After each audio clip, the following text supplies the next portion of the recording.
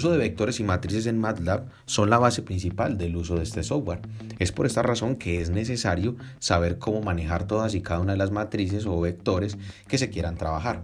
Primero, como normalmente los vectores o las matrices son utilizadas constantemente dentro de nuestros programas, es necesario que estos vectores o matrices tengan un nombre. Para poder asignarle un nombre a dicho arreglo es necesario tener en cuenta los siguientes tips. Primero, el nombre de nuestro vector debe de comenzar con una letra, no con un número ni con un signo.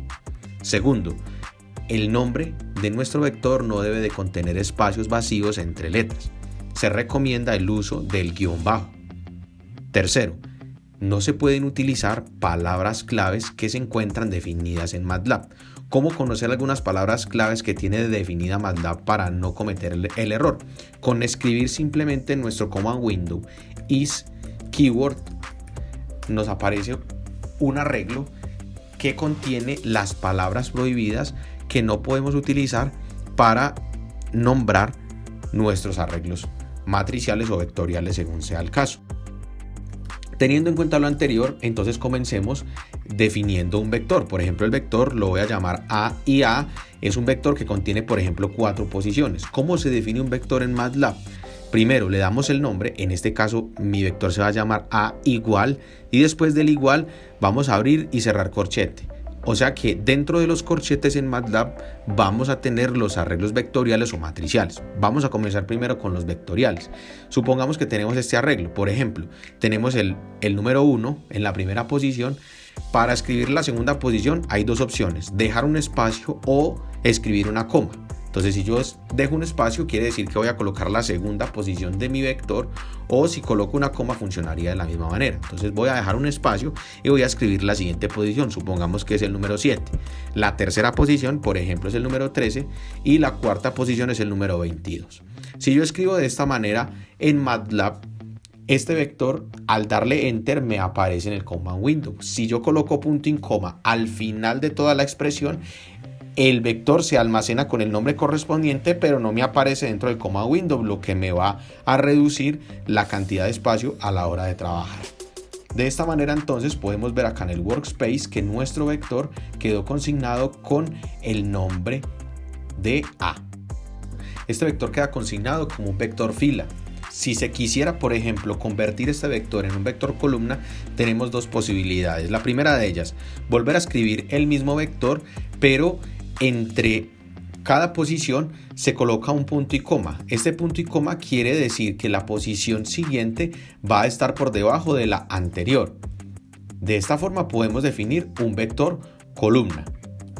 Otra forma más sencilla de hacerlo: por ejemplo, si se tiene este vector inicial que es el vector fila, simplemente con darle el nombre y colocarle comilla sencilla, el vector queda siendo un vector columna.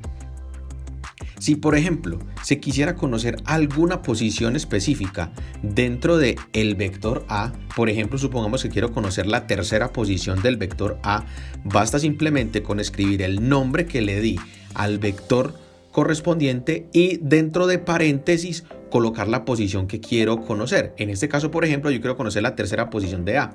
Si nosotros visualizamos aquí en el workspace, acá se pueden ver los valores que están consignados dentro del vector A.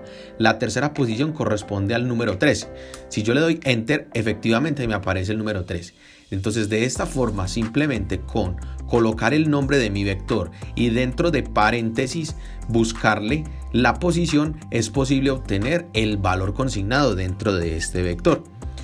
Otra de las funciones importantes que se tienen para el trabajo de los vectores es conocer, por ejemplo, la longitud de un vector, para saber, por ejemplo, cuántas veces hacer una iteración o cuántas veces tengo que hacer un cálculo. ¿Cómo se hace?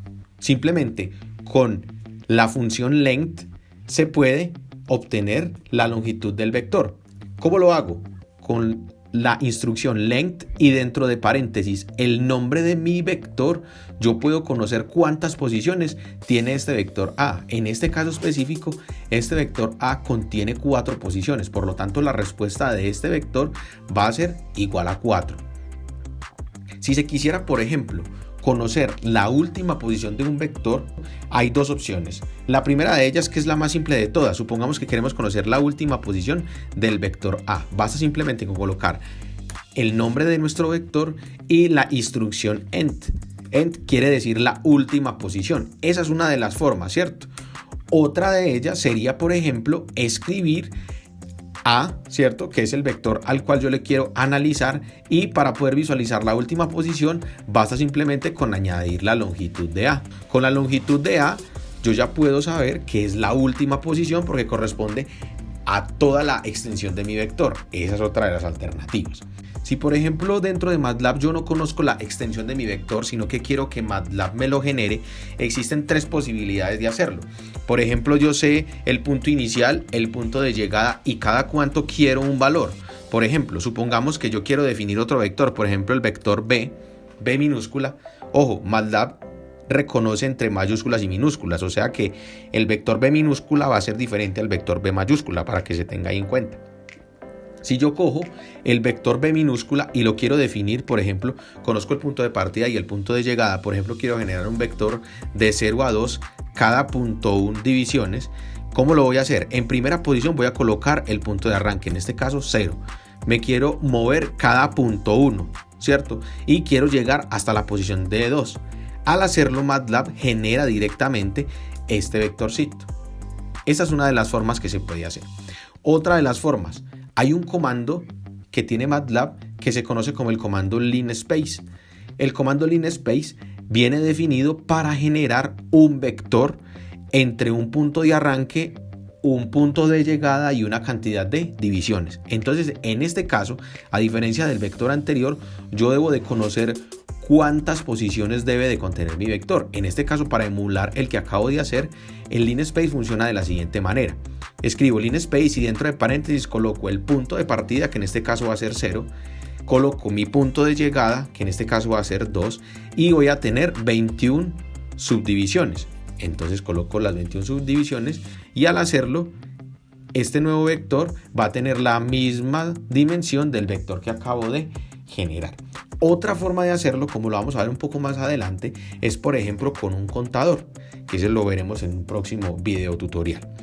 Si por alguna situación el vector nuevo B se quisiera invertir, es decir, coger la última posición y que quede siendo la primera posición, hay una instrucción muy simple de MATLAB que permite invertir este tipo de arreglos. ¿Cómo se hace? Con el nombre respectivo que le dimos a nuestro vector, en este caso lo llamamos B, ¿cierto? Y tiene 21 posiciones como nos dice acá el workspace.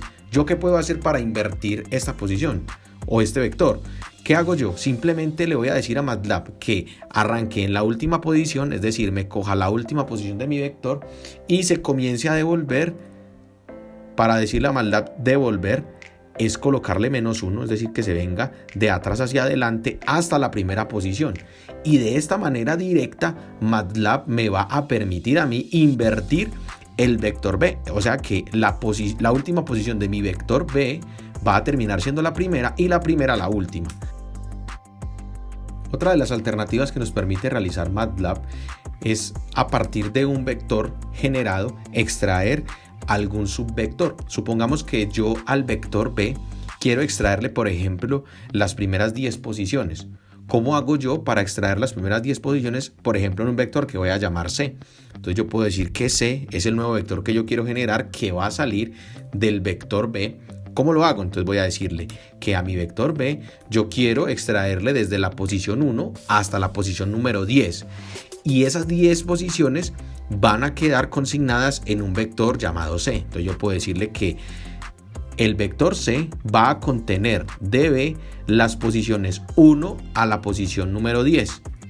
Y de esta forma el vector C va a contener las primeras 10 posiciones de mi vector B. Esto sirve mucho cuando es necesario extraer de algún arreglo vectorial algunos datos que son necesarios.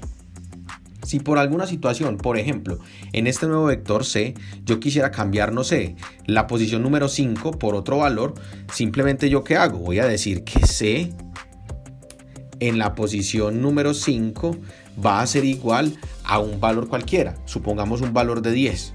Si yo Coloco esta instrucción, al volver a visualizar mi vector C, la posición número 5 va a cambiar por un valor de 10, como se puede observar acá.